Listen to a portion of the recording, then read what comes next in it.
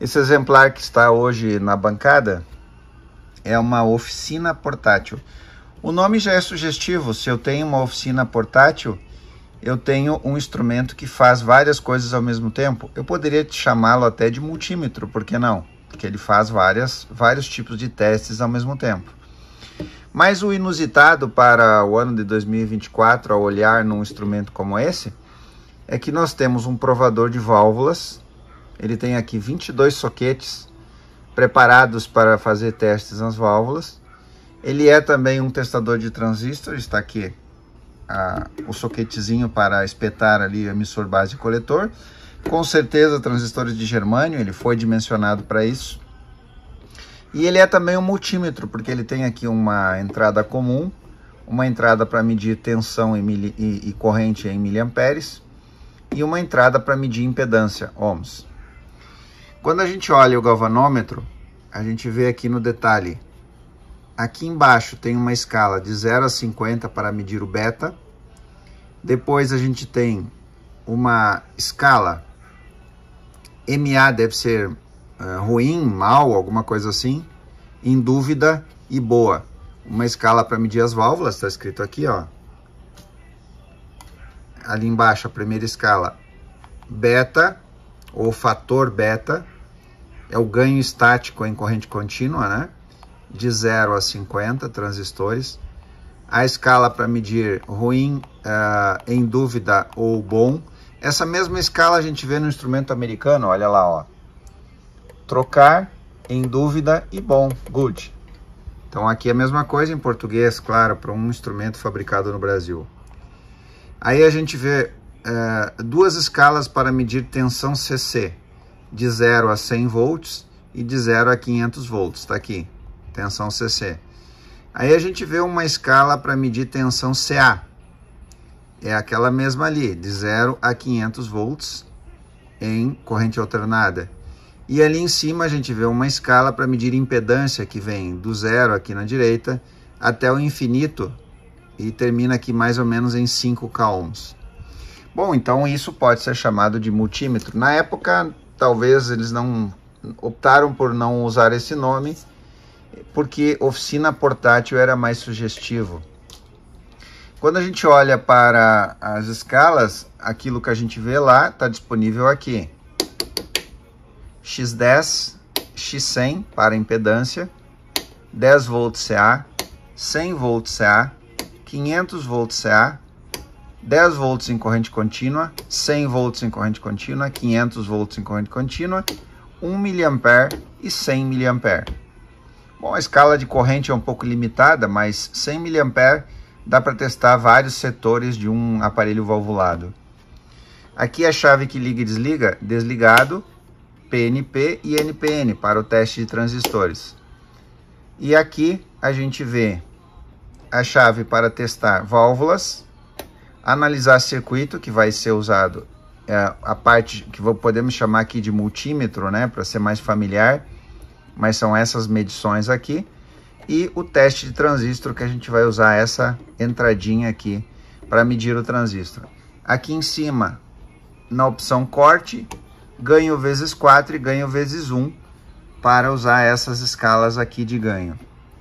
Bom, o potenciômetro que zera o instrumento, ele está trancado, alguma coisa está errada, a gente vai abrir o instrumento agora e a gente vai entender por quê.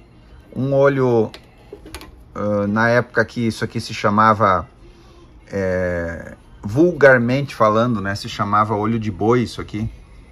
É uma lâmpada aqui atrás, provavelmente é uma lâmpada de neon que vai acender quando o instrumento estiver ligado aqui numa das posições. E os 22 soquetes, e o que me leva nesse momento a pegar esse instrumento e a gente olhar ele, ver o que é necessário para fazer a restauração. Como eu disse, nós temos alguns instrumentos testadores de válvula americanos aqui no acervo do museu. Porém, no rádio Empire, que agora está sendo trabalhado, nós encontramos uma válvula Hemlock. O soquete Hemlock é exatamente esse aqui, em que você não encontra aquele espaçamento normal que a gente vê, que a gente está acostumado nas válvulas Noval, Octal, enfim, elas têm um espaço aqui, que identifica o pino 1 e o último pino. No soquete Hemlock nós não temos isso. Todos os pinos estão alinhados e aqui no corpo da válvula tem uma saliência aqui, uma marquinha, que vai exatamente encaixar lá no soquete Hemlock, na ranhura que ele tem aqui.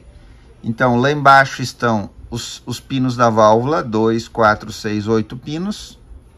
E como é que a gente encaixa a válvula aqui? Exatamente assim, empurra, tá encaixado. Quando a gente empurra, ela tem aqui um aramezinho que dá pressão e segura a válvula no lugar. Pela necessidade de fazer o teste nessa válvula aqui, Hemlock, a ECH42 do nosso Empire, nós vamos ter que resgatar aqui do acervo do museu um testador de válvula mais antigo, porque aqueles lá, apesar de serem mais avançados, os americanos, eles não têm esse soquete aqui. E a gente sabe, graças ao apoio de técnicos veteranos, que os americanos não gostavam desse soquete aqui. Esse soquete Hemlock é o soquete europeu. E os americanos tanto é que essas válvulas não têm equivalência. A imensa maioria das válvulas, como você já viu, europeias têm a equivalência americana e vice-versa. Por exemplo, se nós pegarmos essa pentodo amplificador de FI, EF94 europeia, a 6AU6 americana é a mesma válvula. E assim por diante. Se nós pegarmos a saída de áudio 6BQ5, é a mesma L90. Mas nessa família de válvulas SH, 42, 80, 81, 82, enfim, as que têm esse soquete Hemlock, o testador americano não vai conseguir testar. Porém, o testador fabricado no Brasil consegue testar, porque ele foi criado com o soquete específico para a válvula Hemlock. E é por isso que nós vamos resgatar esse instrumento lá do acervo do museu, que estava guardado há muito tempo, e vamos restaurá-lo, para a gente poder testar essas válvulas. Eu vou abrir o instrumento agora e vamos olhá-lo juntos. Vamos lá? Bom, qual a situação aqui dentro? Infelizmente, ele esteve exposto à umidade, provavelmente por um longo período, e ele tem aqui marcas bem fortes de oxidação. Aqui tem, eu não sei o que é essa peça, ela estava solta aqui dentro. É um tipo de presilha, suporte que deve prender alguma coisa. A gente vai ter que analisar isso depois.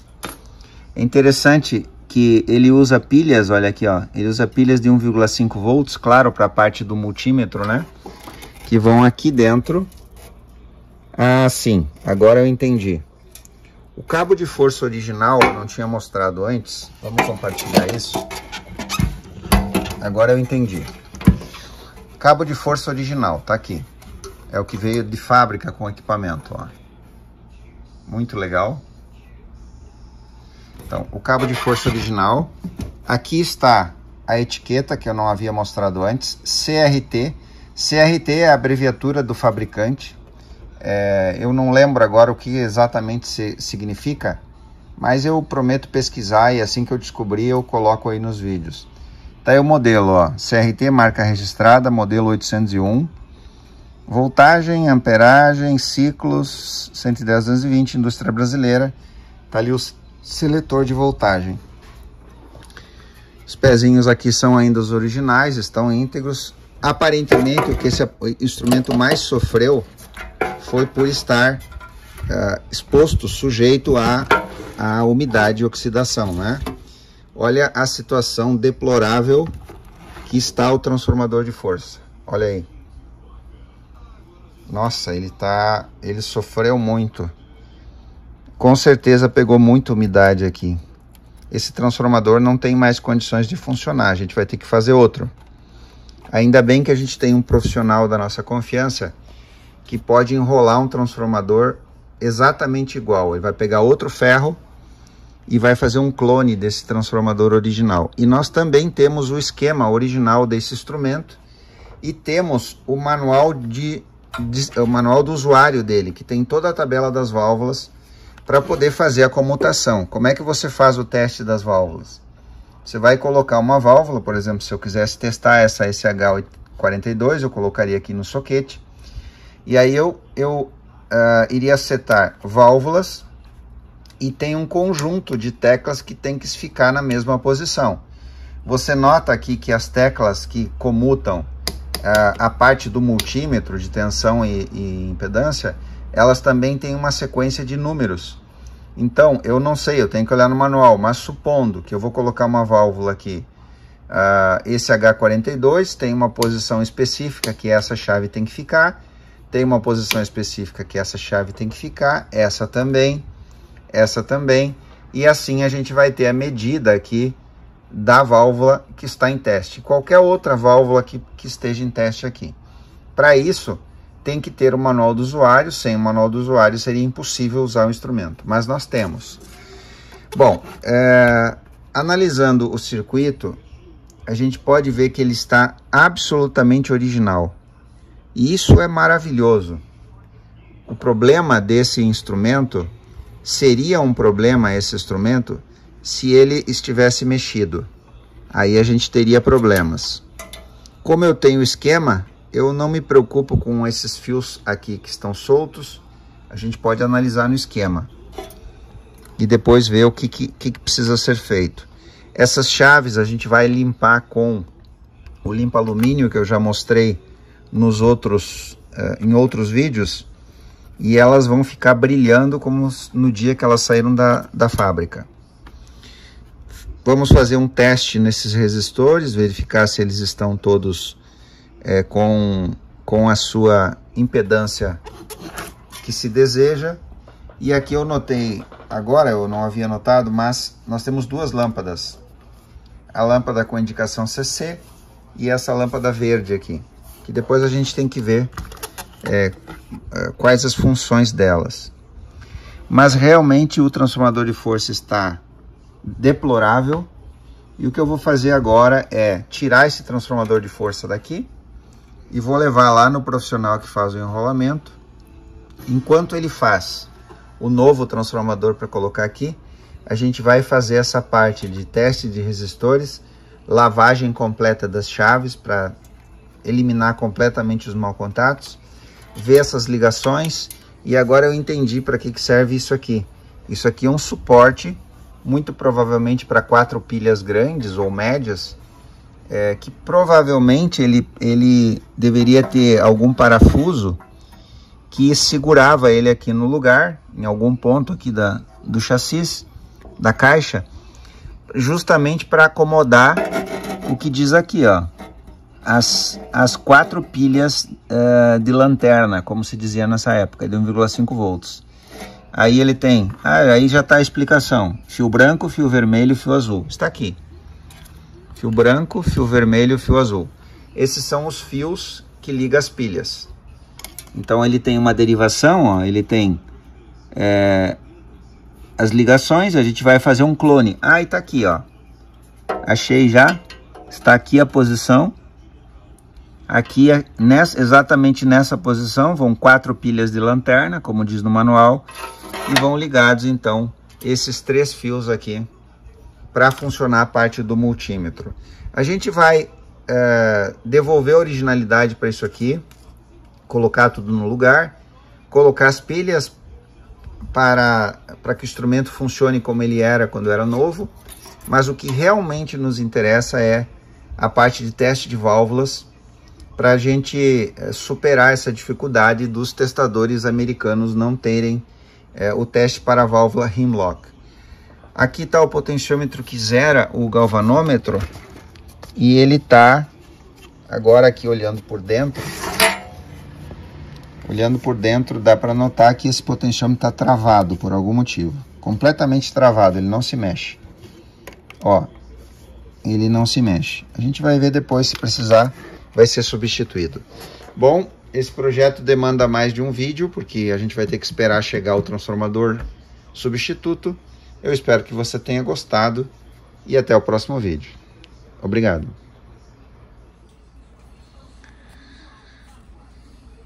O eixo do potenciômetro está completamente travado. Aparentemente, a oxidação, ele oxidou aqui dentro por algum motivo, enferrujou e travou completamente, ele não se mexe. Tentei tirar. Ainda bem que é um valor comercial, vai ser relativamente fácil de substituir. Vamos colocar um potenciômetro novo aqui. Ele é 10K, eu só não sei, provavelmente linear, 10K linear. Ok, aproveitei e tirei o galvanômetro, que a gente precisa remover essa ferrugem aí. Aqui está o galvanômetro, eu notei que ele está com um comportamento estranho. Não é um comportamento normal de um galvanômetro, isso aqui, a forma como ele se mexe o ponteiro. E parece que o ponteiro está levemente torto, a ponta do ponteiro aqui está levemente torto. E aí a gente vai medir aqui na escala X1, em que o multímetro analógico injeta uma pequena tensão e a gente vai ver se o ponteiro se mexe. Se a gente aplicar o multímetro analógico aqui e o ponteiro der um salto ou para a direita ou para a esquerda conforme a polaridade, o galvanômetro está ok, a bobina dele está ok. Ó, estou encostando aqui. Infelizmente o galvanômetro está aberto. Eu já desconfiava disso.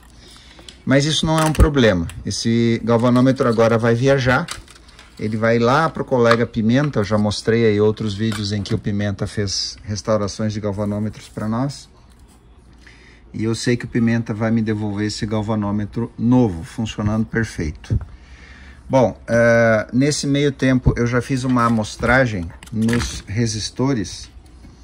E aqui a gente encontra aquelas RB que a gente já comentou em outros vídeos, principalmente quando a gente está trabalhando no Philco B480, 470, 471, as versões de Transglobe lá dos anos 1960, em que encontra esses RB e elas estão praticamente todas alteradas. Olha aqui, 220 ohms. Vamos ver essa aqui de 220 ohms, como é que ela tá. Só para vocês entenderem ao que eu me refiro das RB. Quando a gente pega as RB aqui nos aparelhos, a gente já sabe que vai ter que trocar praticamente tudo. Olha só, ela é 220 ohms. Essa aqui está com 215. Tá dentro da tolerância, tudo bem. Mas vamos pegar outra. Há uma tendência desses resistores de menor valor se permanecerem. Agora, os de maior valor, 500K, olha aqui, essa aqui, 500K, vamos colocar na escala de 2 megohm, e vamos medir essa de 500K aqui. Olha só, 586, se fosse 10% poderia ser 550. Então ela está acima da tolerância. E outras aqui que eu já testei que estão alteradas. Vamos trocar esses resistores também.